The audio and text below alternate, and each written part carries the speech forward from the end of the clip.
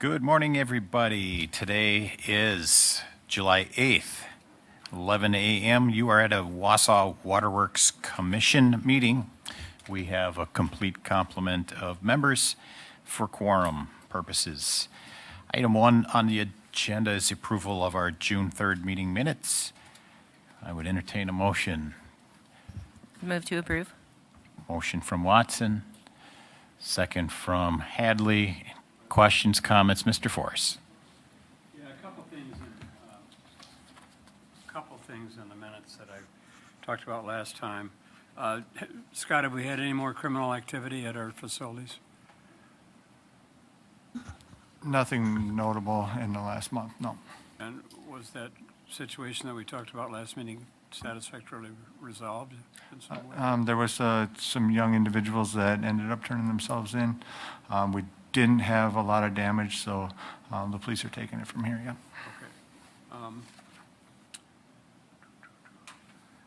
Okay. Eric, we had a mention of the Baker-Tilly report in the last meeting, and it's in the minutes, and I had questions about whether we made any progress on their recommendations, and you were going to report back. Yeah, it's in the memo, Is it? Jim. Okay, Yep. thank you. Yep. And then also on energy savings, did you make any headway on that issue?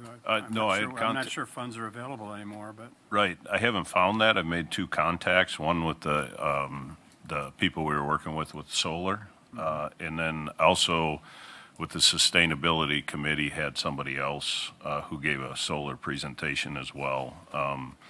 The second one I contacted, they were going to get back to me if they knew of is anything. Focus on Energy still viable, do you know? Focus on Energy is. I have not contacted them, but we can certainly do that as well. Recommend that. Okay. Thank you. Yep.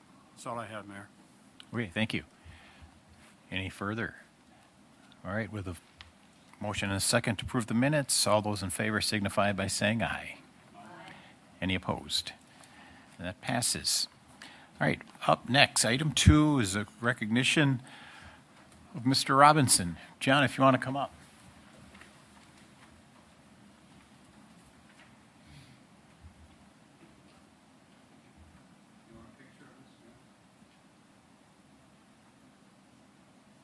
Mr. Force, I'm sorry. do Mr. you want a Force, if picture you of got this? a camera handy, do. sure.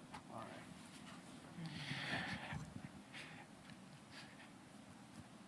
So today we're going to recognize Mr. John Robinson for his service on the Water Commission and his service in general to the city. As long was a mayor once upon a time, was a task force member, has been involved in our community and in our city and our municipal government for a long time, and this most recent stint, 5 years on the Water Commission. So, John. City of Wausau Waterworks recognizes John Robinson in appreciation for 5 years of service on the Wausau Waterworks Commission and Water and Sewer Utility. The City of Wausau would like to thank you for your continued support, commitment, and advocacy for maintaining and improving our community during your tenure. The Mayor, the City Council, Wausau Waterworks Commission, and utility staff thank you for your service to the City of Wausau. Presented July 2025. Doug Denny, Mayor, City of Wausau. Waterworks works for you, John.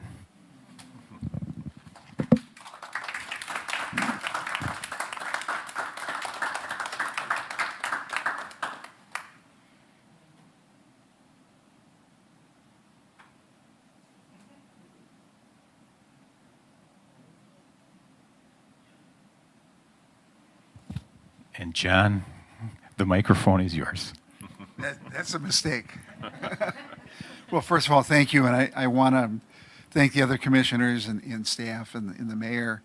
I think we've had, over the last 5 years, significant issues that have faced the city relative to PFAS in our water system, and I think we've become a national model on how to address that and deal with it on a permanent and protective basis. And I'm not going away. I'm just changing roles, and we'll continue to be active on PFAS issues and tracking what goes on here. And there are a lot of issues relative to leachate, influent, effluent, and biosolids that will need to be addressed. And you've got a great staff that with a lot of expertise, and I wish you well as you address those issues in the future. So thank you for the opportunity to serve. And this is actually, it's now 2 terms. I had one back from 88 to 92 as mayor and as a commissioner, and then the most recent one, maybe the 3rd time will be a charm. Thanks, John. Thanks, John. And fill in that seat, we'd like to introduce our newest Waterworks Commission member, Peter Gelhar. Peter Gelhar is currently Department of Workforce Development, correct? Workforce Development Board. And we gave him a little primer on push the button to speak. If you would like to throw some words at us, welcome. Thank you. Yeah, my name is Peter Gelhar. I am the Business Services Director for the North Central Wisconsin Workforce Development Board, and I looked at this as an opportunity to give back to the community. I know we're in some interesting times, but I wanted to get involved, and this is a foot in the door. So thank you. Welcome. And go Navy. Can I say that? There's a story behind that.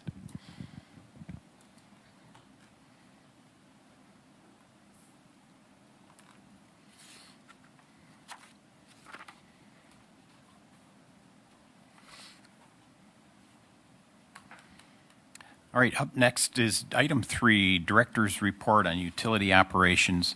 And in your packet under tab 3 has that information. And Eric, if you want to, Yeah. those bullet points. Yeah, for those of you that are new too, every month I put together a director's report, just kind of an update on operations, projects, things like that. So if at any point you have questions on anything, want anything brought up, I'd be happy to include that in the director's report and do some background on that. We have an update on our projects with water and wastewater, updates on drinking water locates. It's all kind of spelled out. I'm not going to read everything, but updates on recruitment and our drinking water division. And then also, I thought, being as we're about midway through the year, it'd be a good idea to give everybody an update on all of our street reconstruction projects as well, because they all deal with replacement of water and wastewater underneath the ground. So pretty extensive work.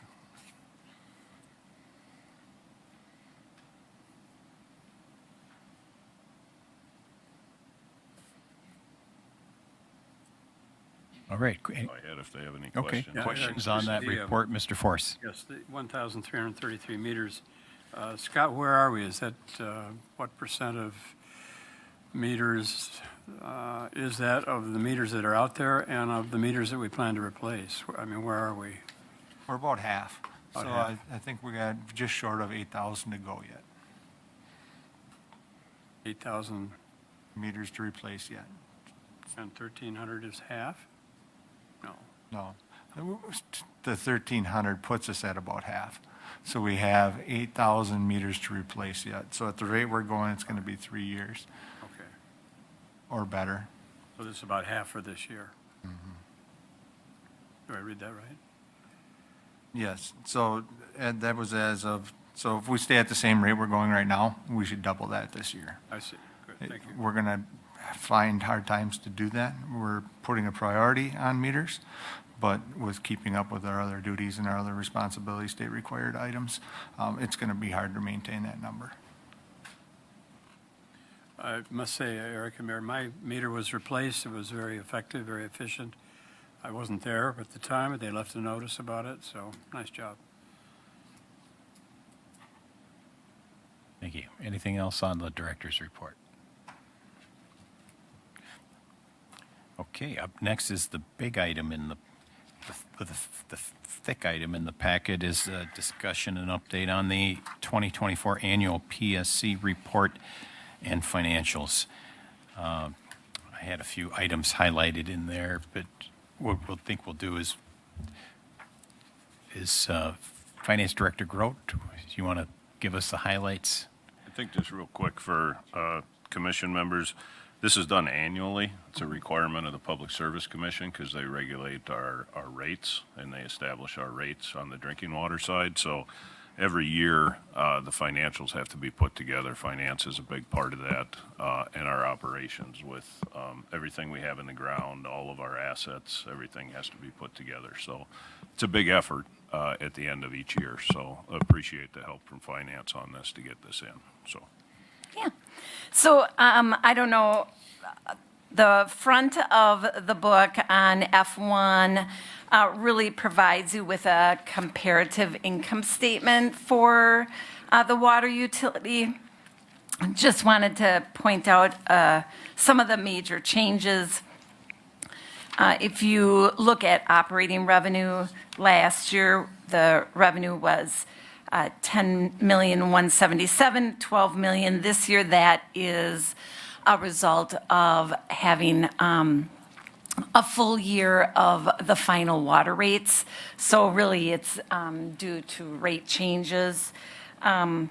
Also, when you look at then the net income between the two, you can see that, last year we were just under $3 million, and this year at $5.1 million. Again, expenses didn't increase, but we did see increase in the revenues. Actually, we saw a little decrease in operation and maintenance expenses, and I think that was because 23 was the first year with the new plant, so there were a lot of changes in just kind of getting some supplies and things there for the new facility. So, and some of the chemicals, building up some of the initial chemicals, things like that.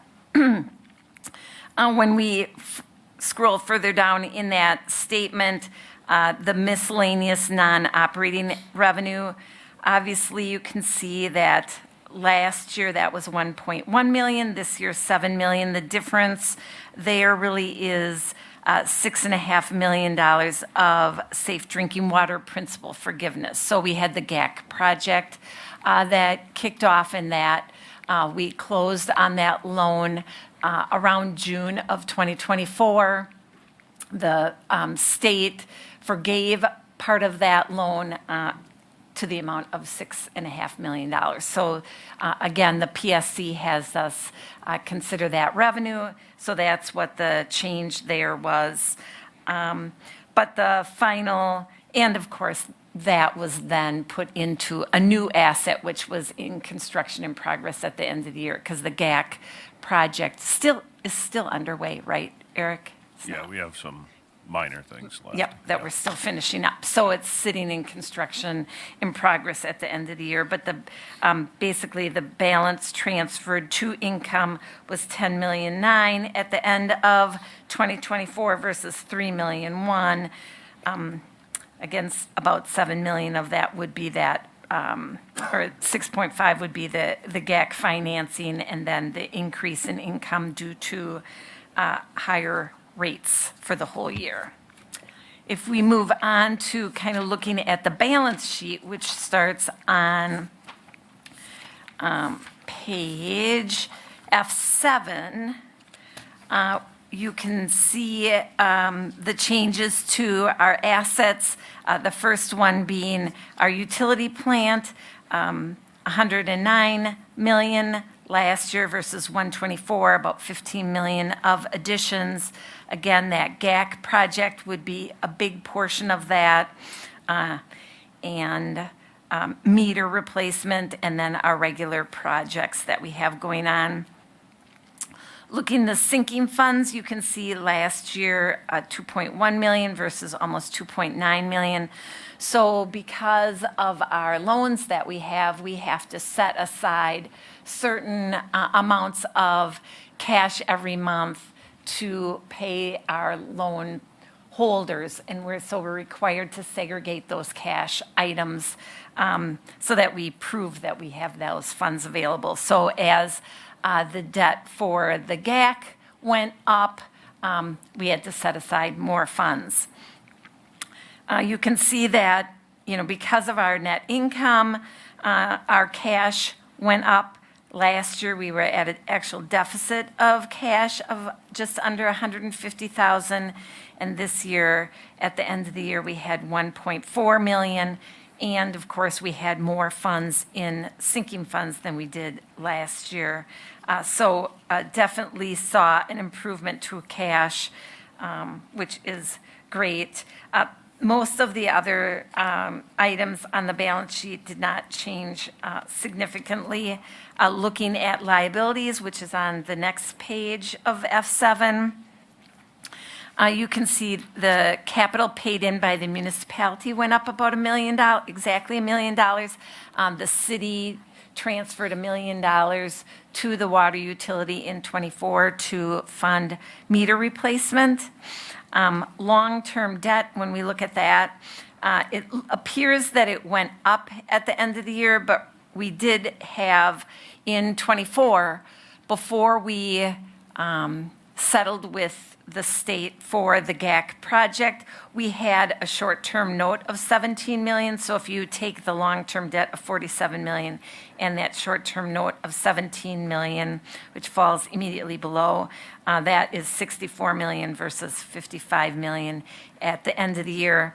That appears to be really good news. It's probably not as good a news as it sounds like, because with the state, we draw our debt over time because of the state is financing that GAC project.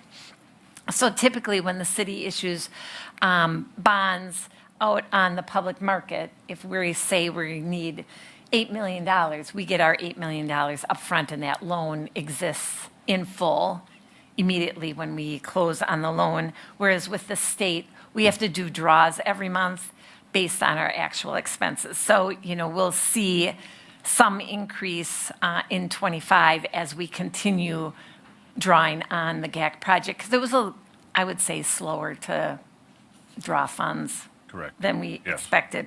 But we had borrowed 17 million in notes. Obviously, that principal forgiveness that we got helps us reduce our debt, and the interest rate was a lot less, and we didn't need as much for the project. We had borrowed 17 million based on engineer estimates, and it was really only like 13 million in total, I think, some 12 to 13 million, Yeah. something like that. So overall, I think those things are positive for the water utility.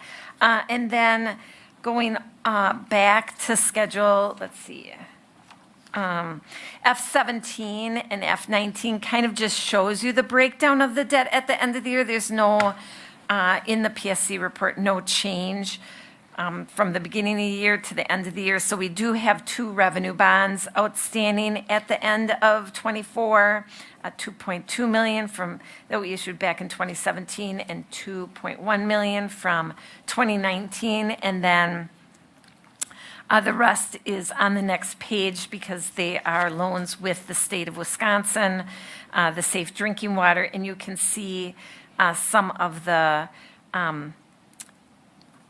interest rate differences between when we go out for revenue bonds. So the revenue bonds both are at 4% versus the rates that we get with the state of Wisconsin, 2.14 for the GAC, 1.76 for our big project for the new plant, and 2.37 for Eau Claire Boulevard.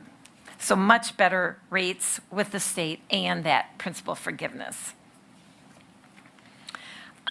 If you turn, they don't number their pages, but if you turn all the way, the F is kind of the summary section, and then when you go back to the W's, it is the more detailed. W8 shows all of the additions and retirement to assets. It does not include construction in progress, so it looks like, you know, we only had about $2.4 million in additions, but that, like I said, does not include the construction in progress, which GAC was in there. And then, I missed the rate of return. Our rate of return, I had my pages dog-eared here. Hold on. When we go for rate increases, the PSC has a rate of return computation that determines basically whether you qualify for a rate increase, and on F23 is that rate of return calculation, and it was 7.23% at the end of the year, which is, it's a good rate of return. So we wouldn't qualify for a rate increase this year. Not that we wanted to do one.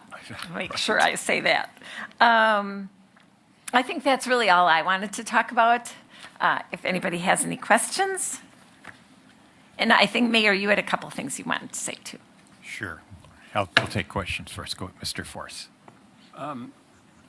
This is all interesting stats and requires a lot of study. Do they come out with any statement of well-being? In other words, do they make any judgments on the numbers? They do not. So they don't issue any opinion about No.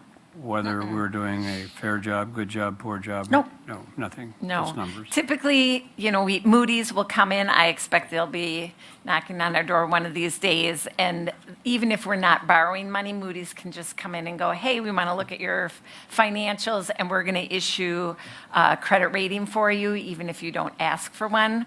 If we don't ask for one, they don't charge us for it. But they could at any time, and they might be someone who would do that. Okay. There had been some discussion, you brought up Moody's, regarding, I'm not sure how to describe this, but it was Moody's standard for utility financial operations, and there was some discussion of changing that it was unrealistic, or that's a poor word, but it was not accurate for the times. Are you familiar with that? Maybe Eric is. I don't remember that. Did anything come of that? You know what I'm referring to, or am I being obtuse? A little bit, because I can't quite put my finger on what Well, you're referencing. It referenced the financial condition of the utility and what their standard for it was. Are you talking about that report card that came out like I a couple think months ago? That Joe would had it? that was would the be in the university. yes. Yeah. Right. Yeah. And some changes to that that people were looking at or was being recommended. Yeah, and that was like an informal, that's just information that they're pulling off. They haven't talked to us on that. Like they gave, I think that came out actually in the media because it was like Green Bay got an F or something on their distribution lines or something like that. Okay. So, yeah. So there hasn't been any changes in the Moody financial standards for utilities? No, you're not aware that I'm aware of, All right. no. No. I should know the answer to this. Principal forgiveness, do we pay any interest on that? No. None? Nope. All right. Thank you. I do, to your point on good scores, bad scores, Mr. Force, if you recall, last year we had a total water loss as a percentage of net water supply of 17%, so that's the 17% unbilled. We did improve in that. We're down to 13%.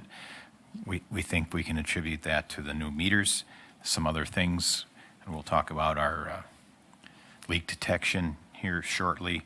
But I think we can read that as a good sign. It's not single digits yet where we think we'd like it to be.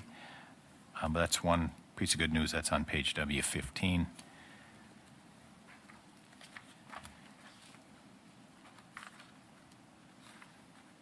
So if you recall, so net revenue water as a percentage of water supplied is water that's pumped, not billed. So we want that. I mean, there's always going to be some shrinkage. There's going to be some leakage. There's flushing. There's water loss. There's certain things, thefts that come into play there. And I think the target is 10%, but I don't know if they hold us to that. But we know that 17 is a little too high. 13 is moving in the right direction.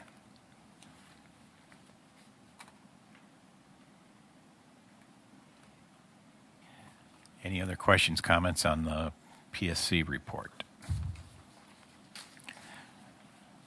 So do we need a motion to accept this? No. It's already filed, you filed it. Right. Yep, Okay. it's fine. So we'll put that on file. Any further questions, direct to Finance Director Grote. And they're, on the PSC's website, they're available. Every municipality's PSC report is available, so All righty, we thank could you. definitely post it on our website, too. We can put a link to that, sure. Okay.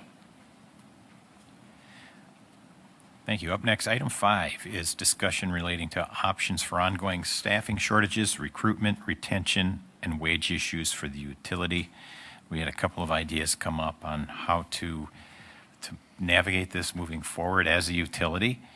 And I think we've got some baseline things established. We've looked at some areas where we haven't been successful on some of our safety training that we could contract out. So Eric, who's kicking this off? I can kick it off. So I think because this has been discussed here on numerous occasions over the past 4 years or so, and there hasn't really been any action taken to move anything forward from the commission.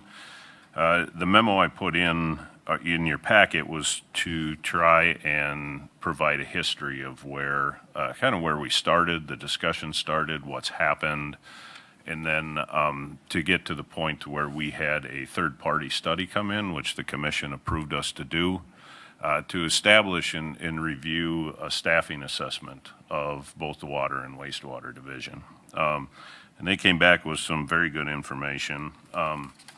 One of the questions, Jim, you had brought it up, was, of those observations in that staffing assessment that was done by Baker Tilly, what has been done, since that? Because that actually came out at the end of '22, and so it's been 3 years ago since it was presented to this commission. And so I took those observations and tried to highlight, what has been done, some things that we're still working on to be done, and some highlights of decisions that we need from the commission as well moving forward. As we look at recruitment and retention, two very critical things that we have been not doing very well at. And so I think some of that has to do with wages, some of that has to do with us being able to have the staff available to distribute the work appropriately as well. So I think there's a lot of things that go into that. And I guess I would kind of leave it there to see if the commissioners have any questions of me on this and this information. I do anticipate over the next couple months that we'll be breaking down into some more details on this and making some recommendations for action of the commission to move forward to correct kind of the direction that, because we're in a pretty critical position right now with staffing, both retention and recruitment. And so we really need to make some corrections here in short order.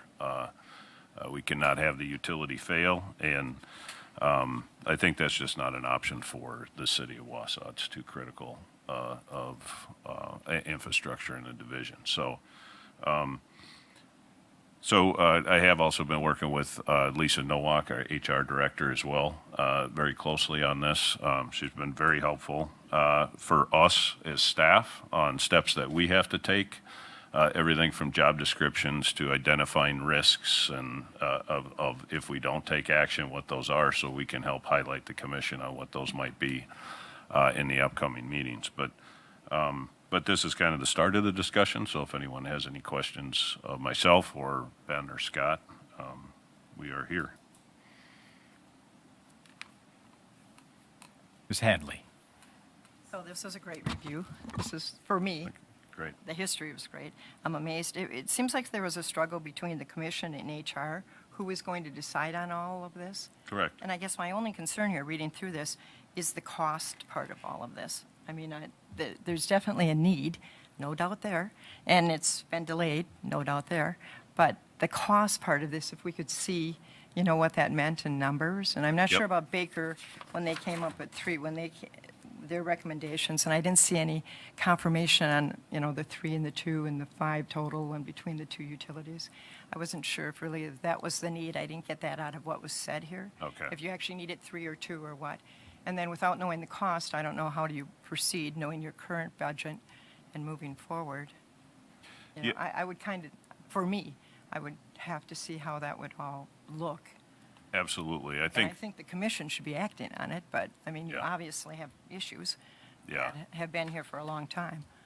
And I don't think that we have, I mean, we, in the past, we've presented to the commission potential numbers for wages impacts on an annual basis, right? Not only for adding new staff, but also for addressing some competitive wages internally, right? Right. We will have to update those, but I think my discussions with Lisa, there is still a little bit of work that needs to be done there before we can bring those numbers. And I think over the next month or two, those we'll have much more detail on what that is. And I think it's easier to say that if we're going to add staff, right, we can estimate those numbers pretty quickly. I think the idea of reestablishing current wages and pay grades and reclassifications appropriately, that's going to take a little bit more work on Right. what that immediate impact will be. Yeah, And the job descriptions, that That's seemed correct. like you're yes, working Yep. on that. That seemed pretty imperative, to Yeah. just back down the job description and have a Correct. person that's not qualified is correct. interesting. Right, Personnel. that was an approach, that was a, It's an an interesting approach I we saw that, I took. thought,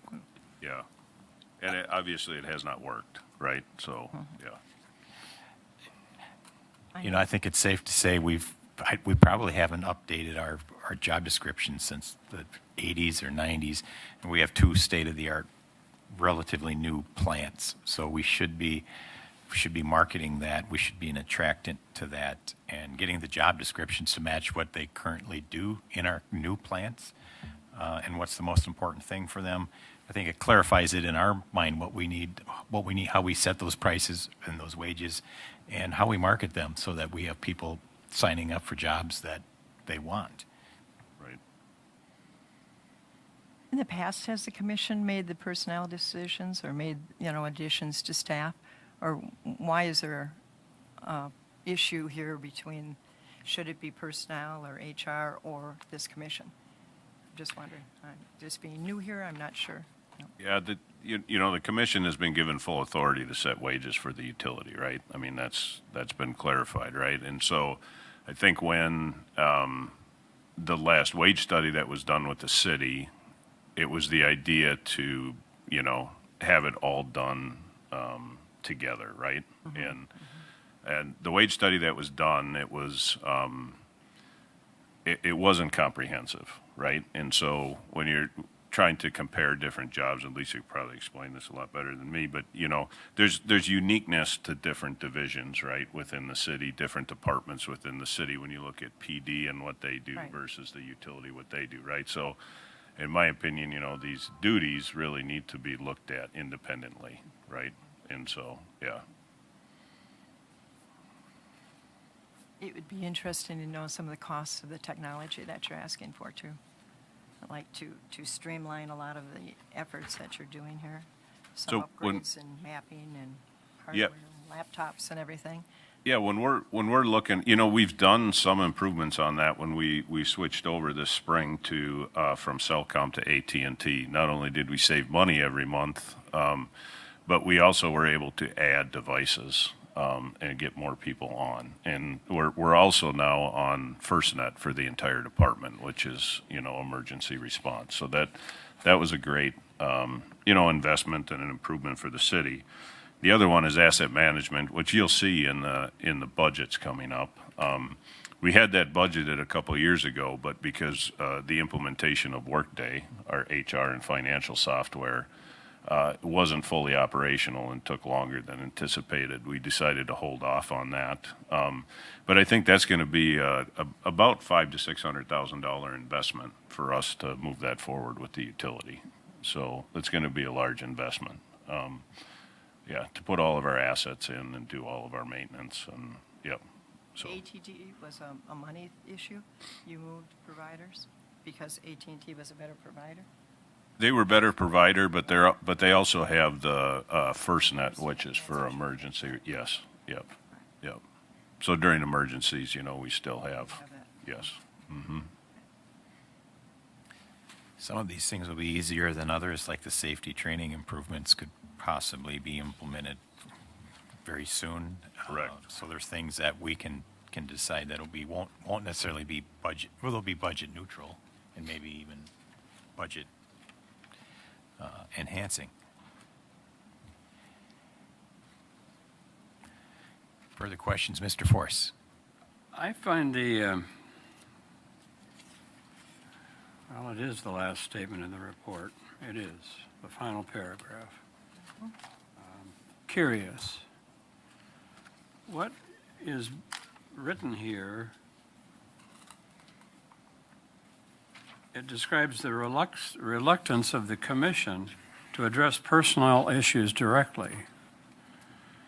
Now, we had an HR director stand before us several weeks, months ago, before his departure, and tell us that our wage scale was competitive with cities of comparable size, utilities of comparable size. And we had a staff saying that they weren't comparable. Now you put the commissioners in a position of listening to one side and then listening to the other side, and this statement says we expect the commission to make these decisions with input from the HR director. Well, I would state that it was impossible to make decisions under those conditions. So I refute this accusation. And if the commission is being asked to establish salary ranges and compensation for various positions in the future, I'm happy to do that. But I'm not aware that we really have been asked to do that in the past. And I find this statement to be inaccurate as far as I'm concerned. Now, I may be missing something. That happens. But I'm unaware that this commission was asked to set a salary at or set a particular job classification range at, irrespective of the HR director at the time providing much help. I would agree with you, Jim, that the statement isn't meant to reflect negatively on the commission. I think it's meant, or I know what it's meant for. It's meant to explain some of the conflicts that have happened in the past, right? And so, I tried to do that as tactfully as I could, right? And so it wasn't meant as a, as a detriment to the commission. I believe that the commission was very active in discussing this over the course of years, and I also realized that the information that was brought forward was conflicting from one department to the other, right? From us and to the HR. All right, so let's move forward. Yep. Let's have a meeting with the new HR director. Let's look at the numbers and come up with recommendations that we think are beneficial to the utility. Very good, thank you. So Thank you, Ms. Hadley. are they looking at that now? She's looking at job descriptions, so are you looking at wage comparability, comparability? While you're at it? Director Nowak. Hi. Yes, hi. Says you are here, or looking at the job description. Yeah, so we started with job descriptions. However, that's just the beginning.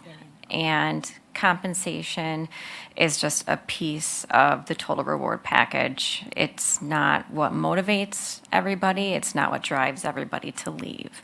So that's the thing that I loved about this Baker Tilly is that it provided some anecdotal information, which is a great augmentation for all of the quantitative data that we've received as a comp from comp studies.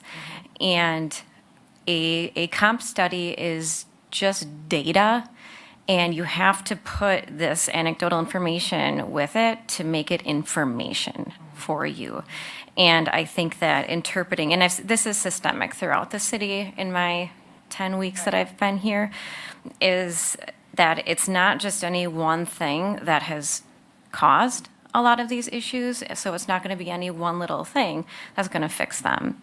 So, looking at past practice from, the previous HR director, I feel like there's a lot of opportunity for us to bring some positive change and provide some real HR acumen into the city. And business partnership is the very first thing that we needed to focus on, and that's relationship building.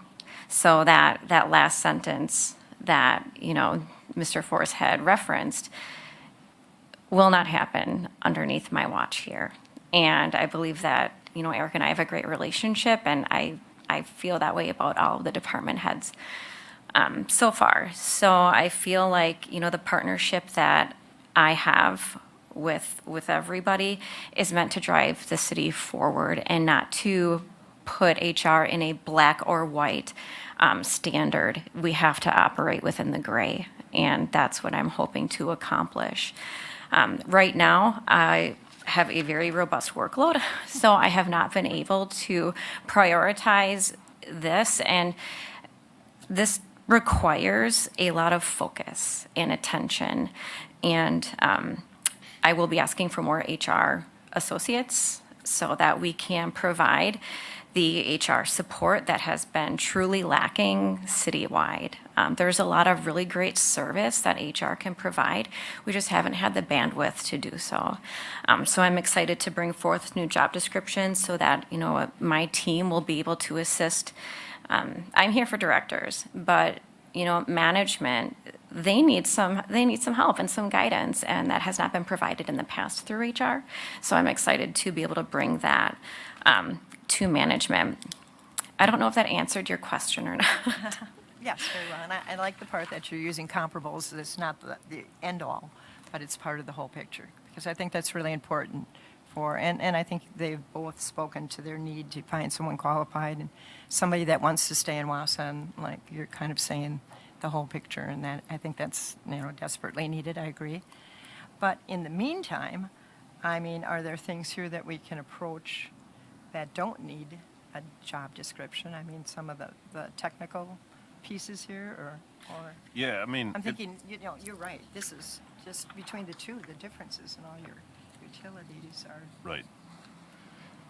Yeah, obviously there are things on here, that we can, piece one, as the mayor had mentioned, with our safety training, right? We have brought forward a contract 2 or 3 years ago to have MEUW, I can't remember what that acronym is, but we were going to contract with them, and they were going to do all of our safety training, actually department-wide, not just the utility, but they would put on all the trainings, they would coordinate it all, they would track it all, and so when we brought that forward at the time, that contract, it wasn't supported by the HR director at that time or the city attorney. They wanted us to use CIVMIC because they're our insurance carrier. Yeah, and so we've tried to do that. It's just not working, and we're actually spending more money because they don't conduct all of the training that we need. So we're left to contract out training, some of it anyway, which actually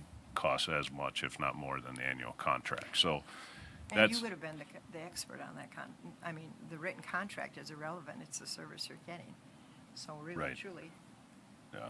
So I think that, that's just one thing that, we can bring back. I think that's one thing that this assessment has brought out. I think that there's other things in here too. We'll obviously continue to work with Lisa on this. We're working with her. She's providing us direction on job descriptions, to properly identify responsibilities. 'Cause we're not, we haven't have the background Maybe to to just do get that. that one you need, the one Yeah. where you really don't have anyone and it's all back on you. Yeah. I know you don't want to piecemeal it. Once you start, it's a huge project. I understand that, but Right. you seem kind of desperate that you might want, your people, 2 people, 3 people, Yeah. whatever they decide.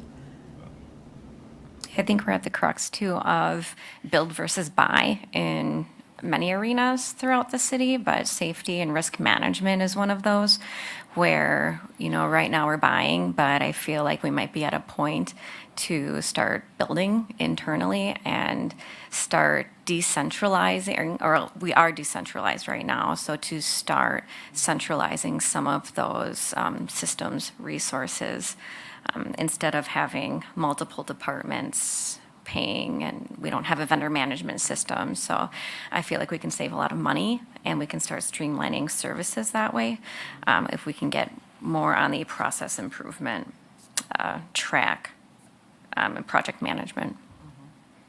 I agree. It's an overwhelming task, but you can do it. Project management software. So likely this will be on the agenda for August to see where our progress is. Yes. Okay. Thank you. Anything Thanks, else? Lisa. And probably attach some costs on some of these things that are probably Costs. feasible, right? For sure. Yep. Look at the budget. Yes, absolutely. Okay, It we'll doesn't have, really help you, though. That's the sad thing about it, because you really need help now, and you're still working under staff, right? We're down about a quarter of our staff. Yeah, I mean, that's a lot. In a small entity that you really have for staff, that's pretty substantial. Drastic. No mentoring, huh? Nobody was around, it just, you two, and the people below you are leaving. They just, like normal programs have a mentor program or something that goes on right away, And that kind of makes a person want to stay because they know, there'll be probably a better job going forward, but they don't do that, huh? You haven't done that? You No, haven't had anyone I to agree do it with you. I agree with your I'm not sentiments. accusing you on exactly. anything, No, but- it'd be great. so some of these decisions that we're starting to talk about them now, we'll be able to start making in a quicker cycle as a utility, I think, as opposed to putting it into next year's 26 budget. So we can make change sooner than later, at the pace we're going now. I think it'll be starting is better than waiting. So we're starting. Thank you. Item 6, discussion and update on lead service line replacement project. And we have with us today Eric Jones from Equiflow. Eric, Hi, thank you for the having screen me. is yours. I'm with CIP, and my name's Eric Jones. I'm with CIP, and I'm helping to manage the Equiflow program. So I'm here today to give you an update on that. I'm going to start with kind of the bigger numbers in terms of replacements and verifications for where we are this year, and then go into a little bit about our outreach program and what we're doing this year in terms of outreach, and then just give you an update on kind of what's coming for July. So to start with, in year 2, we've already replaced 400 lead service lines. Our goal for this year is 1,532. About 1,200 of those are to be full replacements, and 300 are to be partial replacements. Of the 400 that we've done thus far, the majority of those have been the fulls, and we've done about 40 partials.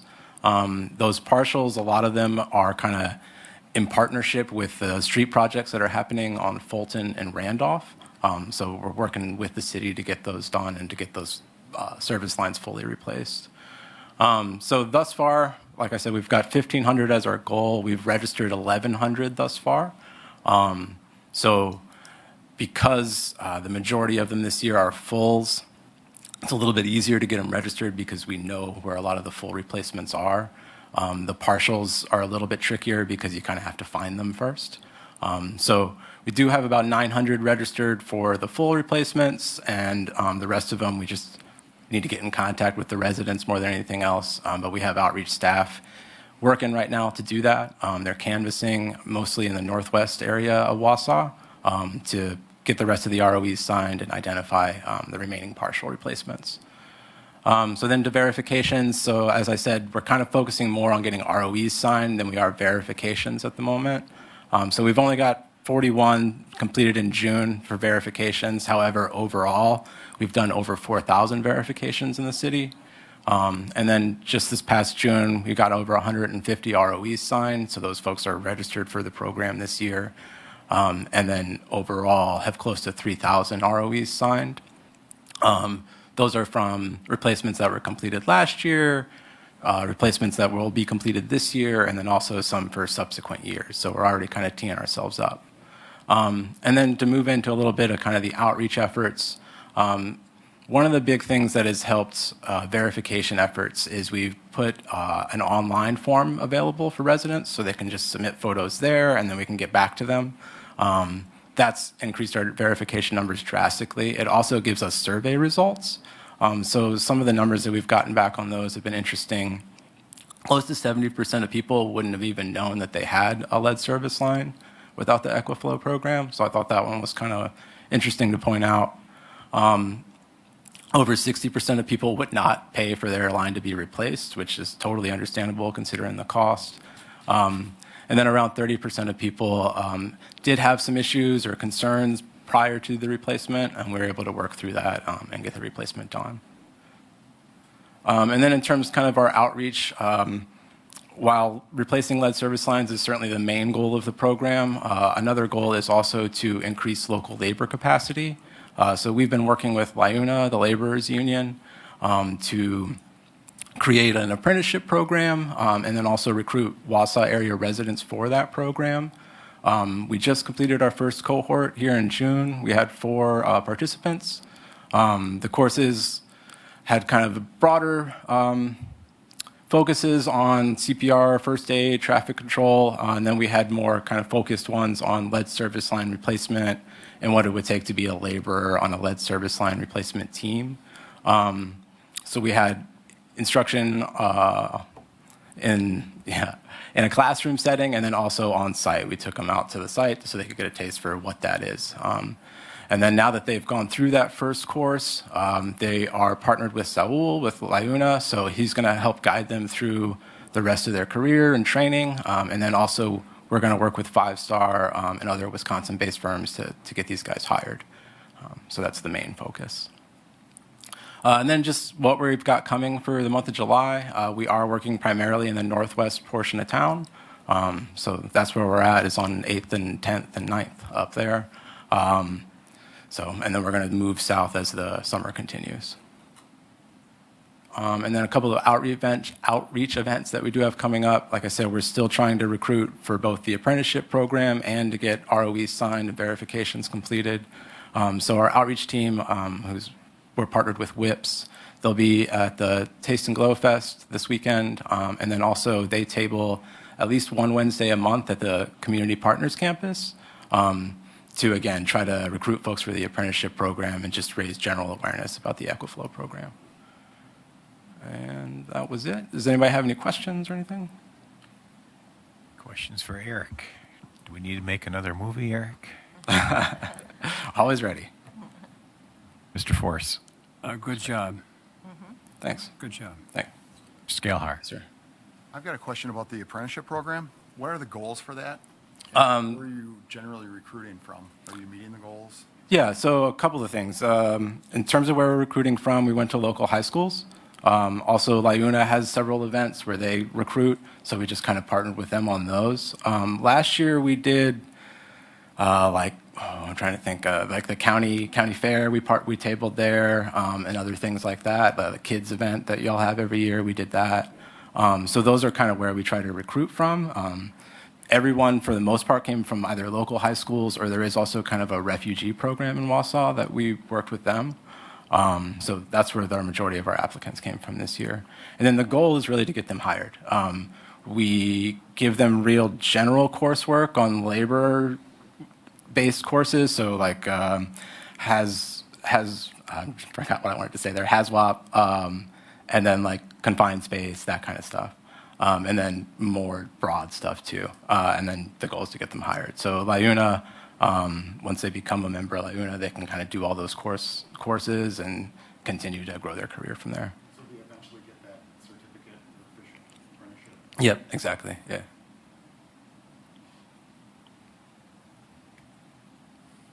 All right, anyone else? All right, Thanks, Eric. thank you all, appreciate it. Add one thing to that? Yeah, go ahead, Eric. Mayor. So this is the second year we've been doing this. We're looking at 15 to 1,600 services this year. We have applied for funding for 2026. We are looking at another 75% principal forgiveness. So I think the breakdown is somewhere around a total of 17 million, of which I think 10 million is principal forgiveness. The rest would be loan for the city. And so that's for the year 2026. And so we'll be working with community infrastructure partners to bring that information back to the commission. And the reason I bring that up is I do think that we'll probably to talk with you a little bit on this, Mayor, but I think it would be good to have maybe a joint finance commission meeting to kind of understand that once we have a chance to run those numbers with Ellers, our financial consultant, and the finance department. So I think over the next couple months, that will be coming forward as well. As most of you know, this is a pretty significant project throughout the city, and it's a lot of money, but the first 2 years, we've done $20 million worth of work for, $8 million. So I think, the money's available there to do this, which will be a requirement in the future, that the lead lines will need to be removed. So, and this funding will not be available at that point when those rules go into place. So trying to be as proactive as we can on this situation, so. All right. Thanks. Thank you. Item 7, discussion and possible action approving the carryover remaining funds for the TV truck from the 24 budget to the 25 budget for wastewater. So it's simply spending that money that we didn't spend in 24 and 25, correct? All right. Would entertain a motion to approve that carryover. A motion from Watson. Second from Force. Seeing no further discussion, all those in favor signify by saying aye. Aye. Any opposed? That action carries. Item 8 is discussion and possible action approving budget modification, reallocating funds from the materials screen equipment to purchase a replacement vehicle at our drinking water facility. And this is money that we were able to put the screen equipment, buy that with ARPA funding, and that budgeted amount for the screening, about $70,000, can be used to buy a much-needed truck down there, because I think we skipped a year on trucks, possibly. I would entertain a motion to approve that budget mod. Mr. Gelhar, I'll move to second from Okay. Question? Hadley. Jim? Questions, Mr. Force? Do we know who we're buying it from? No, not yet. You're gonna get- Wasn't going to start looking until we had permission to Okay. do so. You'll be looking at local suppliers? Generally, yes. Okay.